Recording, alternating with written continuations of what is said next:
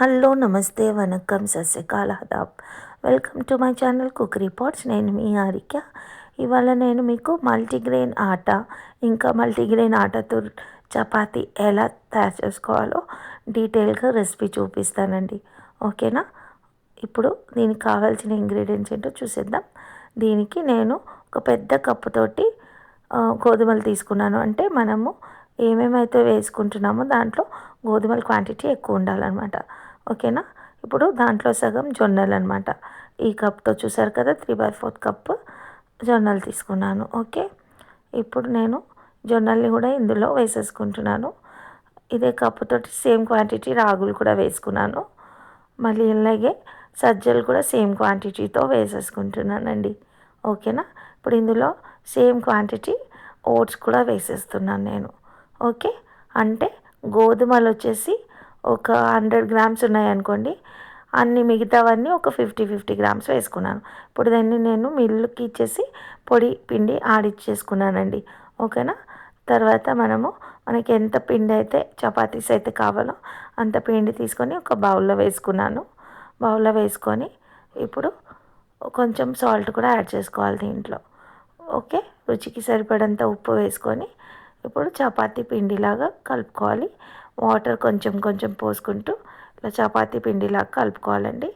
మీరు కొంచెం lukewarm water కనుక పోసుకున్నారనుకోండి, చపాతీస్ అనేవి ఇంకా సాఫ్ట్గా వస్తాయన్నమాట. చూసారు కదా, ఈ విధంగా పిండి కలిపి పెట్టుకున్నాను. ఓకేనా?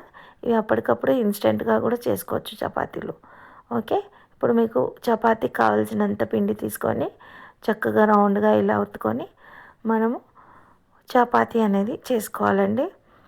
పొడి పిండి చల్లుకుంటూ ఫస్ట్ కొంచెం ఇలా రౌండ్గా చపాతీ అనేది ఒత్తుకోవాలి. ఓకేనా? ఈ విధంగా ఇప్పుడు ఇలా కొంచెం రౌండ్ చపాతీ తయారయ్యాక ఇలా మనకు medium size puri size chapati అయ్యాక ఇప్పుడు ఇందులో ఆయిల్ ఇలా రుద్దుకుంటున్నానండి. ఇలా ఆయిల్ అప్లై చేసి ఫోల్డింగ్ చేసుకొని చపాతీ చేసుకోవడం వల్ల చపాతీ అనేది ఇంకా సాఫ్ట్గా అవుతుందన్నమాట. లేదంటే మీకు నార్మల్గానే కావాలి అనుకుంటే వితౌట్ ఆయిల్ నార్మల్గా రౌండ్ రోటీ కూడా చేసేసుకోవచ్చు అనమాట. ఓకేనా? ఇలాగ అన్ని వైపులో చక్కగా సన్నగా ఎడ్జెస్ కూడా సన్నగా వచ్చే వరకు చపాతీ ప్రెస్ చేసుకోవాలి.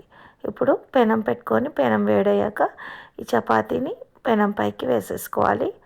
చూసారు కదా, ఈ విధంగా. ఇప్పుడు ఒక 2 మినిట్స్ అయ్యాక ఒక సైడ్ ఇట్లా లైట్గా బబుల్స్ రావడం స్టార్ట్ అవుతుందండి. అప్పుడు దాన్ని ఫ్లిప్ చేస్తే ఇలా అవుతుందన్నమాట. ఓకేనా? ఇప్పుడు ఫ్లిప్ చేసిన వైపు ఒక 1/2 స్పూన్ నెయ్యి వేసేసుకొని ఇలా నెయ్యి వేసేసుకొని అప్లై చేసుకోవాలండి. ఓకేనా? నెయ్యి వేయడం వల్ల టేస్ట్ ఇంకా ఎన్హాన్స్ అవుతుందండి. ఆయిల్ కంటే నాకు ఈ చపాతీస్కి నెయ్యే నచ్చుతుంది. ఒకవేళ మీకు నెయ్యి వద్దనుకుంటే నార్మల్గా మీరు ఆయిల్ కూడా అప్లై చేసుకోవచ్చు. ఓకేనా? ఇప్పుడు మనం మరోవైపు కూడా ఫ్లిప్ చేసుకొని ఈ సైడ్ కూడా నెయ్యి అప్లై చేసుకుందాం. ఓకేనా? చూసారు కదండి, ఇలాగా. ఓకే, ఇప్పుడు ఇలా రెండు వైపులా నెయ్యి అప్లై చేసుకొని చక్కగా చపాతీ అనేది కాల్చేసుకోవాలి.